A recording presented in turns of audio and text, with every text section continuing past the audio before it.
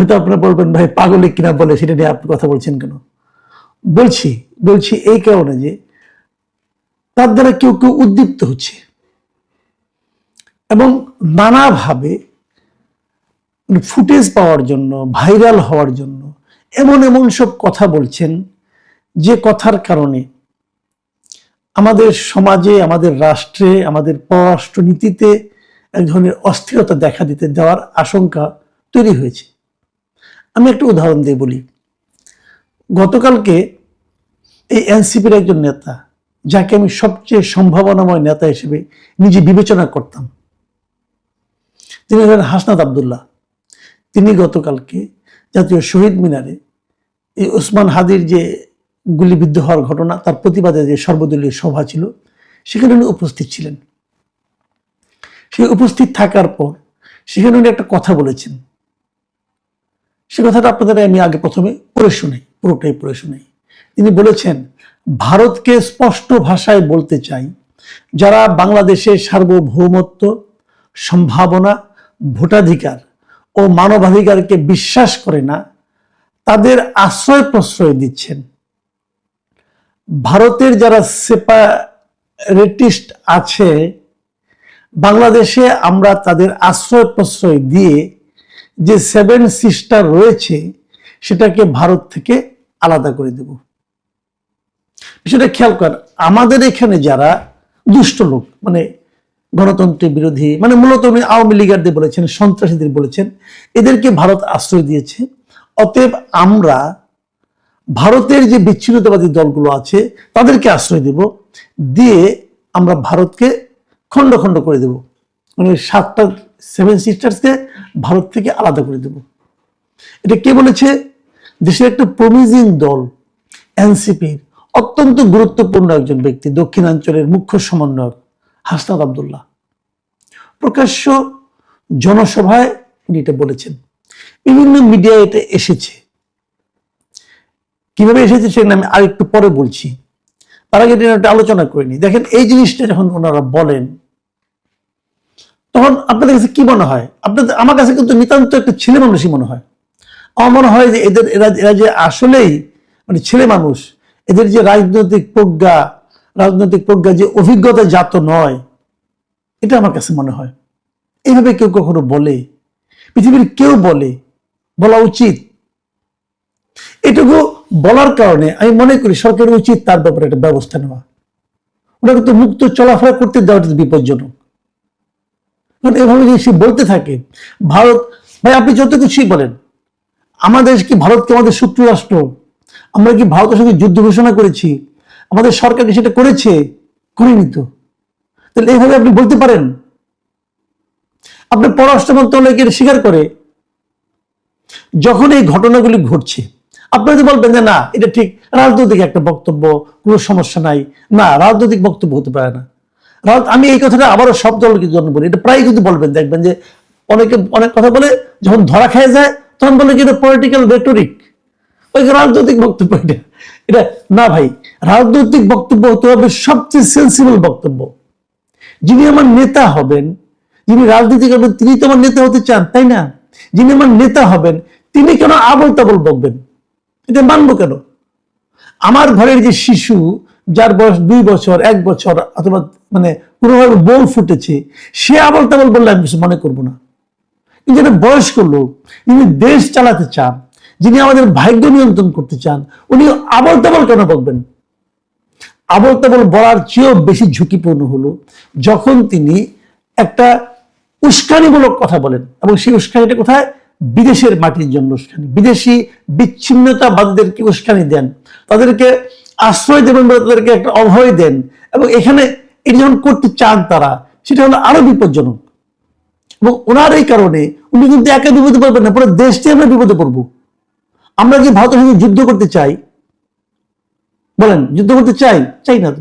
দেখেন সেনাবাহিনী, বলবো আমাদের তো সেনাবাহিনী আছে, আমাদের সেনাবাহিনী এবং ভারতের সেনাবাহিনী, ভাই গুগলে যান, যে সার্চ দেন, দেখেন ভারতের সেনাবাহিনীতে কত লোক আছে, আমাদের সেনাবাহিনীতে কত লোক আছে। ভারতের সেনাবাহিনী যারা আছে তারা 2 দিন পর পর পাকিস্তানের সঙ্গে যুদ্ধ করে, চীনের সঙ্গে যুদ্ধ করে। সেনাবাহিনী কিন্তু কতগুলি ক্যারেক্টার আছে, কিছু আছে অ্যাগ্রেসিভ সেনাবাহিনী, অ্যাগ্রেসিভ মিলিটারি, আবার কিছু আছে ডিফেন্সিভ মিলিটারি। আমরা গত 52 বছরের কার সঙ্গে যুদ্ধ করছি রে ভাই? আমরা অ্যাগ্রেসিভ মিলিটারি না, আমরা ডিফেন্সিভ মিলিটারি। আমাদের যদি কেউ আক্রমণ করে সেটা আমরা ফিরাবো। আমরা এভাবে নিজেদের প্রস্তুতি নিয়েছি। তাহলে আমি কেন ভারতের সঙ্গে এমন পরিস্থিতি, যুদ্ধের মতো পরিস্থিতি তৈরি করতে চাই? কি লাভ আমাদের? কি লাভ বলেন? আপনি ম্যাপের দিকে তাকান, তাদের দেশ আমার দেশকে পাশাপাশি ফেলে একবার দেখেন রে ভাই, একবার দেখেন আপনি কোথায় আর সে কোথায়। তাদের সেনাবাহিনী, তাদের সামরিক সরঞ্জাম, রসদ একটু পাশাপাশি ফেলে দেখেন আপনি কোথায় আর ওনারা কোথায়। পাগলের প্রলাপ তো আমরা শুনতে বসিনি আপনার কাছ থেকে।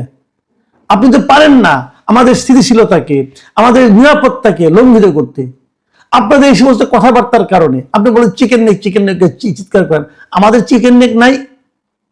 আমাদের চিকেন নেকের কাছে তারা সেনা সমাবেশ করছে না এখন? কেন করছে? আপনাদের কারণে করছে, আপনাদের মূর্খতার কারণে করছে। এক লোক পাইছেন ওখানে বসে, দেখেন একটা কথা ভাবেন, সেই ফ্রান্সে বসে, আমেরিকায় বসে ওই পিনাকি এবং ইলিয়াস আপনাদের উস্কাচ্ছে, আর আপনারা উস্কাচ্ছে, আপনারা উস্কে যাচ্ছেন। ওরা কোনদিন দেশে আসবে? আসবে না তো, ওরা কখনো দেশে আসবে না। ওরা ওখানে বসে বসে এমন একটা পরিস্থিতি তৈরি করছে যার উপর ভিত্তি করে ভারত বলতে পারবে যে আমরা তোমাকে অ্যাটাক করব। আপনি তো ভারতকে অ্যাটাক করার জন্য উস্কাচ্ছেন, এবং ওদের কথা শুনে শুনে।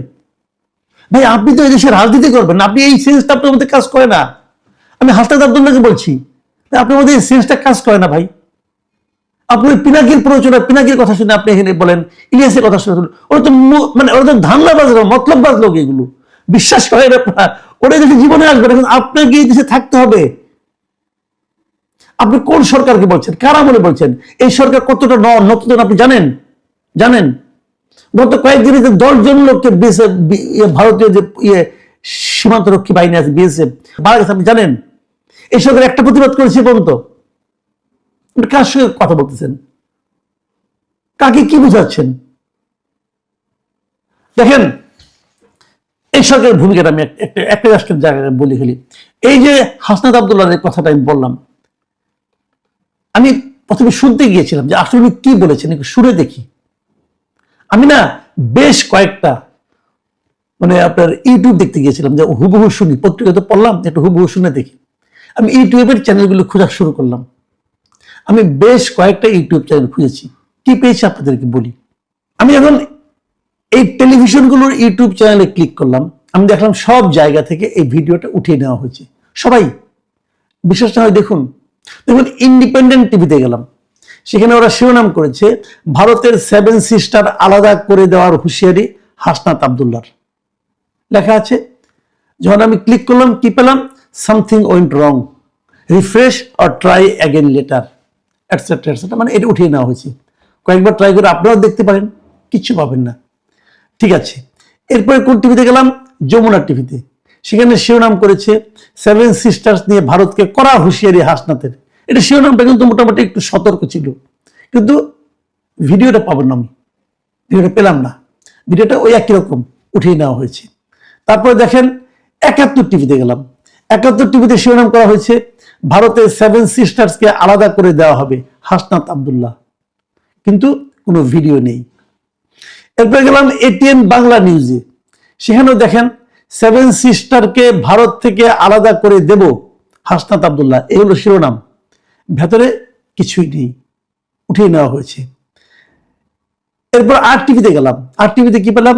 7 সিস্টার্সকে ভারত থেকে আলাদা করে দেব হাসনাত আব্দুল্লাহ, মানে একই রকম শিরোনাম করেছি, কিন্তু কোনো ভিডিও পাচ্ছি না।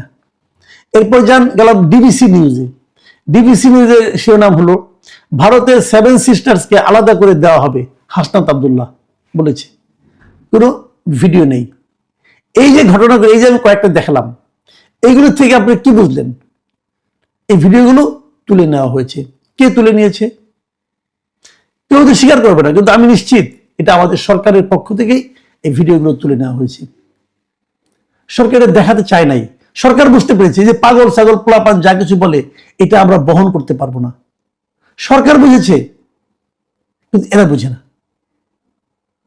কি চান দেখেন, কয়েকটা গত 2-3 দিন ধরে একটা বয়ান চলছে, খুব চলছে, যে আমাদের বিজয় দিবস, কেন বিজয় দিবস না, কেন এখানে উসমানী ছিলেন না, অমুক ছিলেন না, তমুক, এগুলো অনেক আলোচনা হচ্ছে। আজকে আবার মোদি দেখলাম একটা স্ট্যাটাস দিয়েছে, সেটা নিয়ে আলোচনা হচ্ছে। এটা নিয়ে প্রয়োজন পরে আমি করবো, কিন্তু আমার কথাটা হলো কি, কে সিগনেচার করলো, কে সিগনেচার করলো না, এটা তো ওটা নানা রকম কাহিনী আছে। ইতিহাসে বইগুলো পড়লে বুঝতে পারবেন। আপনারা যদি চান আমি একদিন একটু করতে পারি, আপনারা যদি চান বলবো আমি এগুলো। কিন্তু কোশ্চেনটা হলো কি, বিজয়টা তো আমাদের হয়েছিল রে ভাই। 16 তারিখের পরে তো পাক বাহিনী সবাইকে বন্দি করে নিয়ে যাওয়া হয়েছে। এই জন্য তো মুক্ত বাংলাদেশের লোকজন বসবাস করেছে। 16 ডিসেম্বরও অনেক পরে, প্রায় 20 দিন পর, 20-22 দিন, প্রায় 24 দিন পরে বঙ্গবন্ধু শেখ মুজিব এই দেশে এসেছে। তুমি তো তখন ছিলেনই না, কাজেই উনি দেশটাকে বিক্রি করে দিয়েছেন, করদ রাজ্যে পরিণত হয়েছে, হ্যাঁ, এগুলি বলে এই সমস্ত বয়ান দিয়ে আপনি এন্টি ভারত সেন্টিমেন্ট উস্কে দিতে পারেন, দেন, আমার কোনো আপত্তি নাই। কিন্তু যুদ্ধ লাগাতে চাচ্ছেন কেন? এটা কেমন কথা রে ভাই? এটা কেমন কথা? এই যুদ্ধে আপনি কি অর্জন করবেন? এই যুদ্ধের মাধ্যমে আমি মনে করি এই সমস্ত এলিমেন্ট যারা আছে, সে পলিটিক্যাল হোক, নন পলিটিক্যাল হোক, যাই হোক, এদের ব্যাপারে সরকারের একটা সিদ্ধান্ত নেওয়া উচিত। অবশ্যই সরকারের সে হেডম আছে বলে আমার কাছে মনে হয় না। তাদের এই হেডম কাকে? আনিস আলমকে ধরে নিয়ে যাবে। আনিস আলমকে কি বলেছে? আমি অনেক চেষ্টা করে খোঁজাখুঁজি করলাম গত 2 দিন ধরে, আনিস আলমকে কি বলেছে? যা বলেছেন উনি, তার উপর ভিত্তি করে আপনি সন্ত্রাসবিরোধী আইনে মামলা করতে পারেন? সরকার পারে এটা? আমার কাছে মনে হয় যে সরকার আত্মহত্যা করার দিকে যাচ্ছে ধীরে ধীরে। সারা দুনিয়ার কাছে আনিস আলম একজন ব্যক্তিমাত্র নয়। আনিস আলমকে ঘটনায় সরকার হ্যান্ডেল করতে পারবে? আমার তো মনে হয় না। কি জবাব দেবে তারা? যে সরকার প্রধান নিজে বলে যে প্রাণ খুলে আমার সমালোচনা করেন, সেই সরকার একজন সাংবাদিককে ধরে নেওয়া যায় যে নাকি ফেসবুকে খাবারের ছবি দেয়, গানের ছবি দেয়, এবং 2-1টা টক শোতে সে বলে, কথা বলে। সে কি বলেছে? রাষ্ট্রদ্রোহিতামূলক কোনো কথা বলেছে? আর এরা যেটা করতেছে এগুলি তারা দেখে না। আবার আরেকজন বলে যে যদি 16 ডিসেম্বরকে মানেন না, বিজয় দিবস মানেন না, পারে কেউ ধরে না। মানে আমি এই সরকারের, মানে আমি এই সরকার আগে বলতাম যে এটা একটা নন সিরিয়াস টাইপের গভর্নমেন্ট। এটা আদৌ কোনো গভর্নমেন্টকে নিয়ে মাঝে মাঝে মনে হয় না, আরে কি করতেছে? যখন আপনাকে প্রশ্ন করা হবে যে আপনার এখানে দেশে আগে পলিটিক্যাল এগুলি বলেছে, আপনি কি অ্যাকশন নিয়েছেন, কি বলেছেন, আপনি কি জবাব দিবেন ভাই? সারা দুনিয়ার প্রেক্ষিতে এই ধরনের কথা আপনি বলতে পারেন? বলতে পারেন যদি তার সঙ্গে আপনার যুদ্ধ অবস্থা থাকে। আপনার সঙ্গে ভারতের যুদ্ধ অবস্থা আছে? ভারতের রাষ্ট্রপতি দেশে আছে না? আছে তো। প্রিয় দর্শক, আমি জানি না আমার এই কথাগুলিকে কি খেয়ে নেবেন। ওই পিনাকি একজন, তার কিছু ভক্ত আছে, ভক্ত বালক, তারা বলবে এই ইন্ডিয়ার দালালকে পাওয়া গেছে। ভাই, দালাল মানে হুট করে একজনকে বলা যায়, বলা তো খুব সহজ, কিন্তু প্রকৃত ঘটনাটা কি চিন্তা করে দেখেন।